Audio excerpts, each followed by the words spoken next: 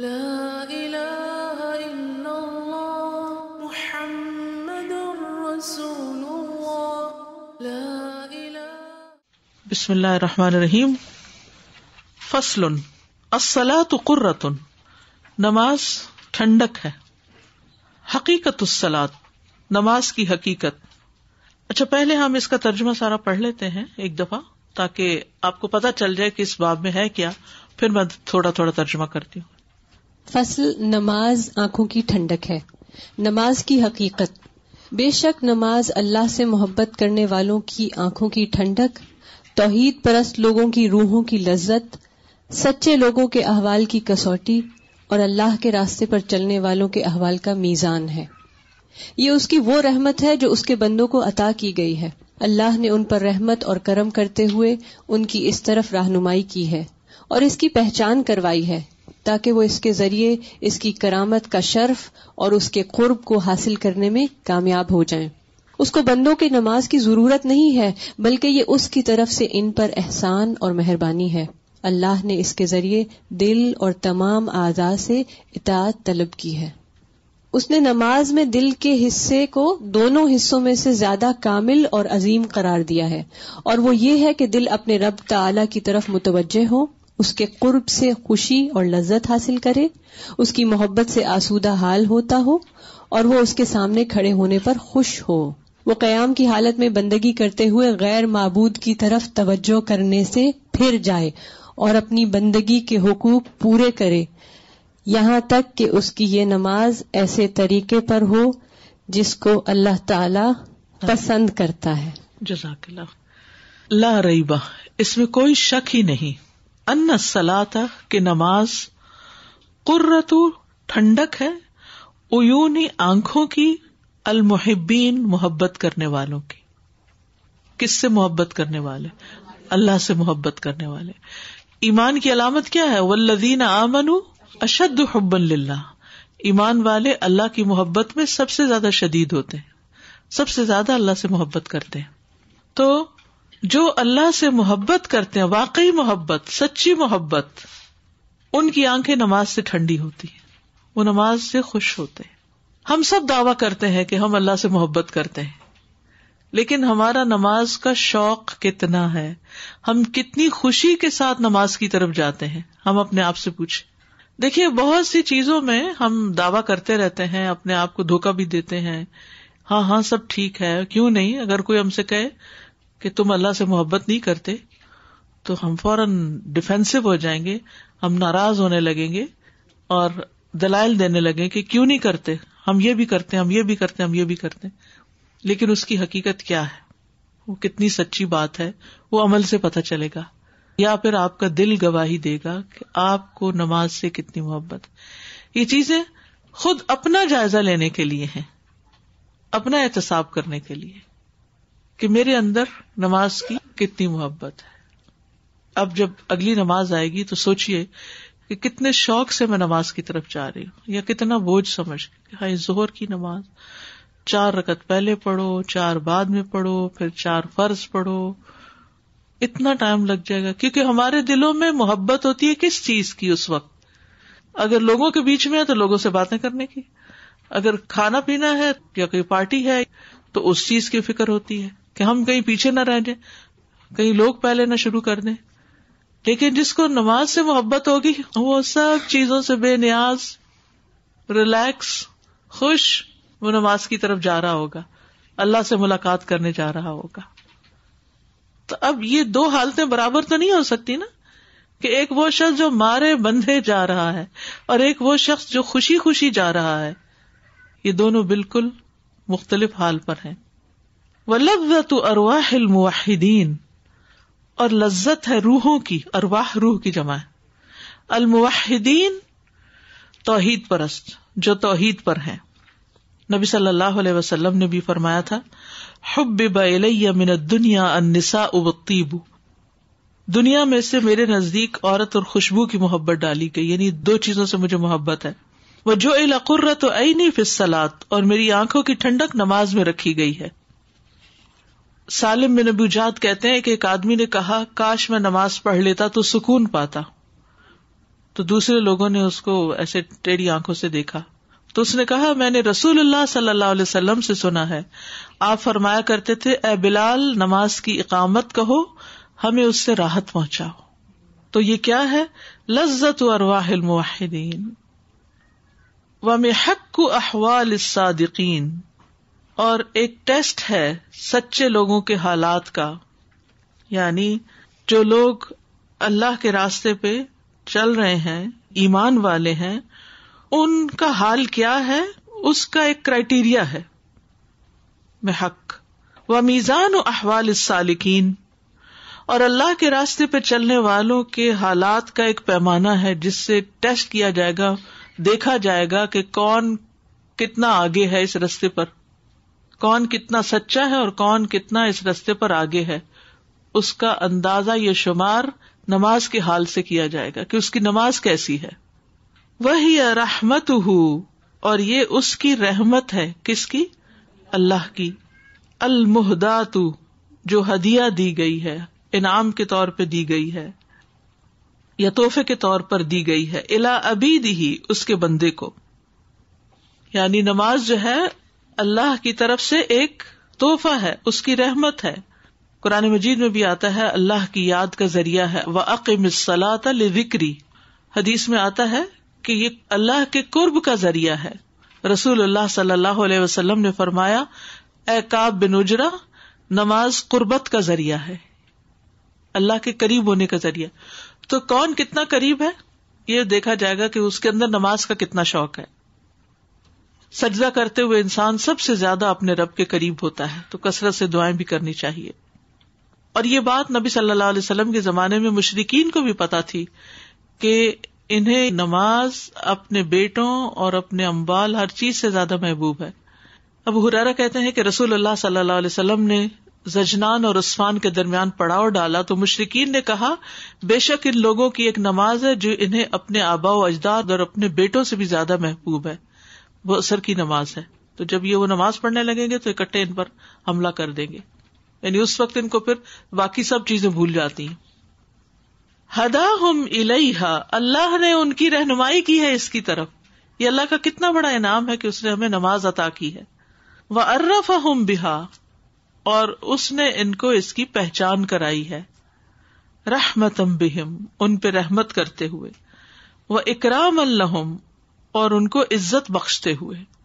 یہ اللہ نے ہمیں عزت بخشی ہے, اپنی رحمت ہم پر کی ہے کہ ہم نماز ادا کریں. لِيَنَالُوا بِهَا شَرَفَ كَرَامَتِهِ, تاکہ وہ پا سکے اس کے ذریعے اس کی کرامت کا شرف.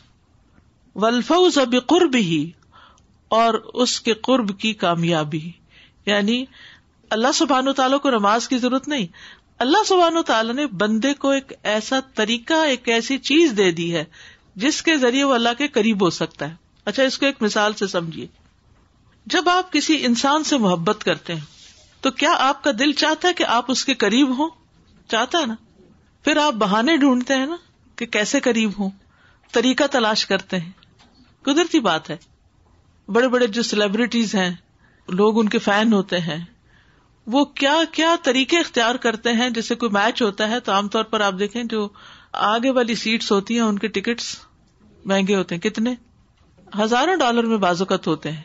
اور وہ فینس جو ہیں وہ پے کرتے ہیں. کیوں کرتے ہیں؟ محبت میں. انہیں قریب ہونا ہے, اپنے پلیئر کو, کھلاڑی کو دیکھنا ہے قریب سے کہ وہ کیسے ایکشن کر رہا ہے. تو یہ قدرتی بات ہے کہ جس کو اللہ سبحانہ تعالی سے جتنی زیادہ محبت ہوگی وہ اتنا زیادہ نماز کی طرف جائے گا تاکہ وہ اللہ سے قریب ہو سکے. والفوز بقربہ لا حاجۃ منہ الیہ, نہیں کوئی حاجت اس کو ان کی طرف جانے کی, یعنی اللہ کی طرف جانے کی حاجت بندوں کو ہے, اللہ کو حاجت نہیں بندوں کی طرف آنے کی. ساری کائنات اس کے آگے جھکی ہوئی ہے, سجدے میں ہے, تسبیح کر رہی ہے. کل قد علم صلاتہ و تسبیحہ, ہر ایک کو اپنی نماز اور تسبیح آتی ہے, سب کر رہے ہیں. کیا اللہ تعالیٰ کو ایسی مخلوق کی کمی ہے کوئی کہ کوئی اور نماز نہیں پڑھا تو لوگوں کو فرض کریں اور یہ اس کو ادا کرنا شروع کریں؟ نہیں. بندوں کو ضرورت ہے. بندے چاہتے ہیں کہ اللہ تعالیٰ کے قریب ہو سکیں, بندوں کو اللہ کی محبت چاہیے, بندوں کو ٹھنڈک چاہیے, بندوں کو اللہ کی رحمت چاہیے. تو اس لیے اللہ سبحانہ تعالیٰ ان پر اپنی رحمت کرتے ہیں. بل منتن و فضلن, بلکہ یہ احسان ہے اللہ کا اور فضل ہے, منہ علیہم, اس کی طرف سے ان پر. وتعبد بها القلب والجوارح جميعا, اور عبادت کروائی ہے اس کے ساتھ دل کو بھی اور جوارح کو بھی, جمیعاً سب کو. یعنی نماز کے ذریعے اللہ سبحانہ تعالیٰ نے دل اور باقی سارے اعضاء کو اپنی بندگی میں لگایا ہے. یہاں یہ جو انہوں نے دل اور باقی آرگنز کو الگ کیا ہے, یہ نوٹیبل ہے, قابل فکر ہے, قابل غور ہے. بعض لوگوں کے صرف اعضاء نماز پڑھتے ہیں, ٹھیک ہے نا, ہاتھ, زبان اور پھر پیشانی, وہ ان کے ذریعے کھڑے ہوتے ہیں, ہاتھ باندھتے ہیں, رکوع میں جاتے ہیں, سجدے میں جاتے ہیں, سلام پھیرتے ہیں, سارا جسم ہل جل جاتا ہے نماز میں. اور جب رکوع کرتے ہیں تو پورے اندر کے جو آرگنز ہیں وہ بھی جھک جاتے ہیں, سجدے میں بھی اندر کے آرگنز جو ہیں وہ ان کی ایکسرسائز ہو جاتی ہے. لیکن دل نہیں ہوتا ساتھ, دل اور چیزوں میں مشغول ہے, مسلسل کچھ اور ہی سوچے جا رہے ہیں, حتیٰ کہ یہ بھی یاد نہیں رہتا کہ کتنی رکعتیں ہو گئی. اور کچھ لوگ, ان کی نماز دل کی نماز ہوتی, صرف دل کی نہیں, اعضاء کے ساتھ دل کی. تو اس لیے بہت ضروری ہے کہ انسان اپنے اوپر یہ توجہ کر کے دیکھے کہ اس کی نماز کون سی نماز ہے, دل اور جوارح کی نماز ہے یا صرف جوارح کی نماز ہے.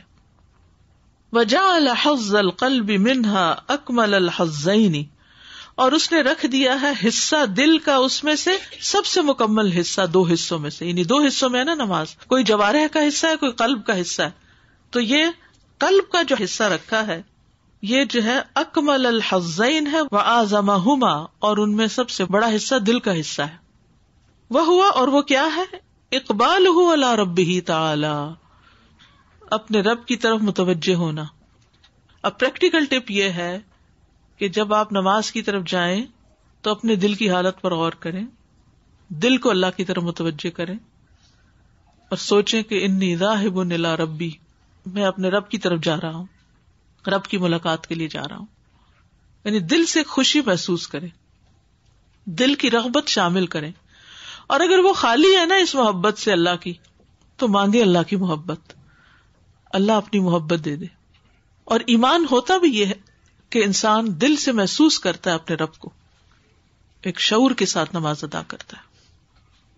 وَهُوَ إِقْبَالُهُ عَلَى رَبِّهِ تَعَالَى وَفَرَحُهُ, اور اس کی خوشی, وَتَلَذُّذُهُ بِقُرْبِهِ, اور اس کے قرب کی لذت. پھر اپنا جائزہ لیں کہ کیا مجھے نماز پڑھ کے خوشی حاصل ہوتی, کوئی لذت ملی مجھے. جیسے ہم کھانا کھاتے ہیں اور اگر مزے کا کھانا کھائے تو اس کے بعد ہماری کیفیت کیا ہوتی, کیا فیلنگ ہوتی ہے, ذرا سوچیں. اس کو یاد کر کے بھی خوش ہو جاتے ہیں, جی زیادہ بھی کھا لیتے ہیں. تو جس کو نماز میں لذت آنے لگتی ہے اس کی نماز لمبی بھی ہو جاتی ہے, اس کے نوافل بھی ہونے لگتے ہیں. پھر وہ صرف فرض پڑھ کے نہیں بھاگتا. اور جیسے کھانے کے بعد ایک مزہ آ جاتا ہے نا, ایسے ہی نماز کے بعد ایک مزہ سا آ جاتا ہے. وَتَنَعُمُهُ بِحُبِّهِ, اور وہ نعمت پاتا ہے, خوش ہوتا ہے اس کی محبت کے ساتھ. یعنی اللہ کی محبت میں اور اضافہ ہو جاتا ہے. جیسے آپ کسی پسندیدہ انسان سے مل کر, جس سے آپ کو محبت ہو, اس انسان سے ملنے کے بعد آپ اس وقت بھی خوش ہوتے ہیں اور بعد میں بھی وہ یادیں باقی رہتی ہیں, خود بخود اسمائل کرتے رہتے, کوئی نہ کوئی بات یاد کرتے رہتے ہیں. وَابْتِهَاجُهُ بِالْقِيَامِ بَيْنَ يَدَيْهِ, اور خوش ہوتے ہیں, ابتہاج ہوتا ہے بہجت سے, رونق آ جانا کسی چیز کی. بالقیام بین یدیہ, اس کے آگے کھڑے ہو کر. وانصرافہ حال القیام بالعبودیۃ عن الالتفات الی غیر معبودہ, اور اس کا پھرنا قیام کی حالت میں عبودیت کے ساتھ, عن الالتفات الی غیر معبودہ, غیر معبود کی طرف توجہ کرنے سے پھر جانا اور متوجہ ہونا معبود کی طرف.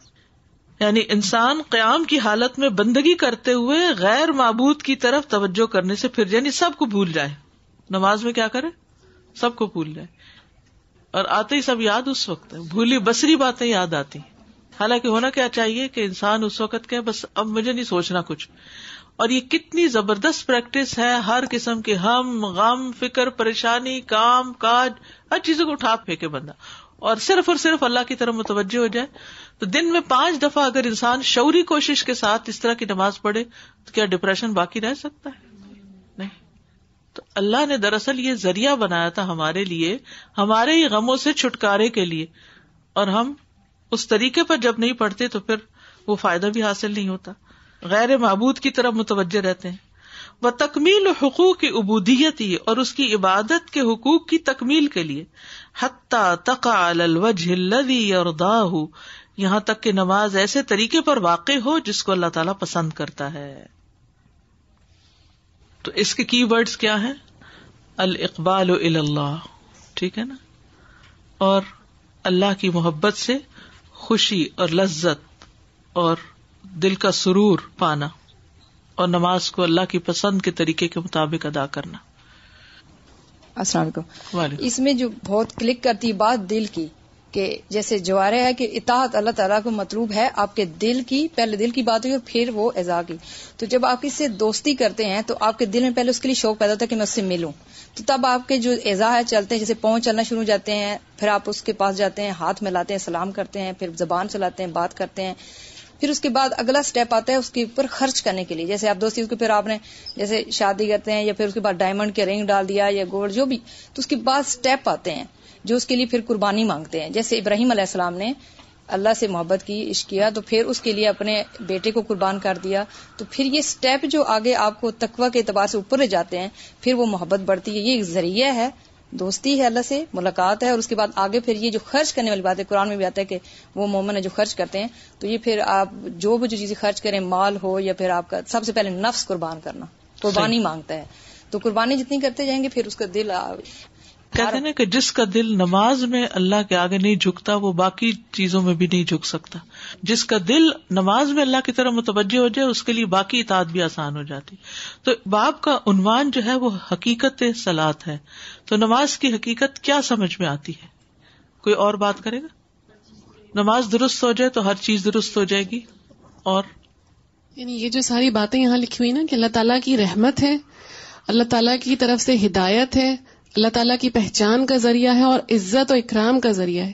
تو واقعی کبھی ہم نے اس پوائنٹ آف ویو سے نہیں سوچا تھا نماز کو کہ یہ ہمارے لیے کتنے بڑے آنر کی بات ہے کہ اللہ سبحانہ و تعالیٰ نے ہمیں یہ نعمت عطا کی ہے کہ ہم اس کے ذریعے سے اللہ تعالیٰ کا قرب اور اس کی رضا حاصل کریں. اور یہ تحفہ ملا کہاں تھا؟ معراج. باقی احکامات اترے ہیں زمین پر اور نماز دی گئی ہے آسمان پہ بلا کے.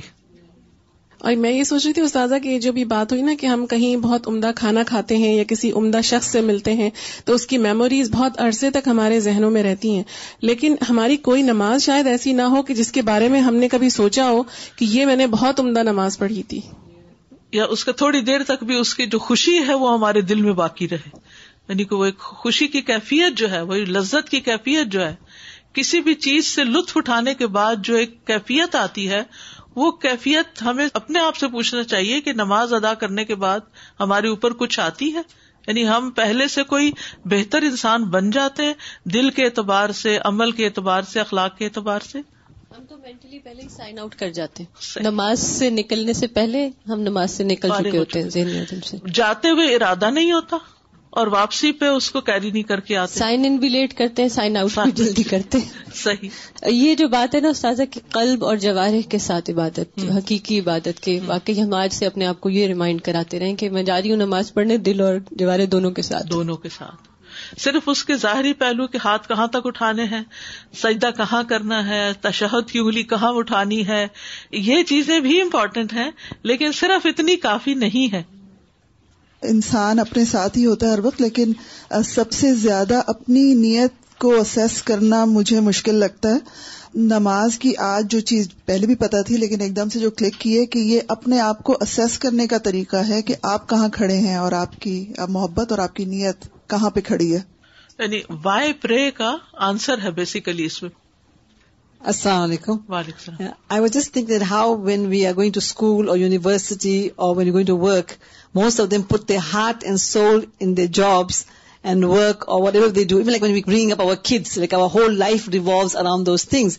How come when we want to pray our salah, we don't give that much or 110% or 200% of that to Allah subhanahu wa ta'ala? Imagine we're standing in front of Allah and yet we just do it up and down like a fowl pecking, like a hen pecking, but we don't realize that the importance of standing there with khushu, or as you said, if you put your heart and your soul, I really like that part when you say with the heart and the limbs have to get into it, and it's true.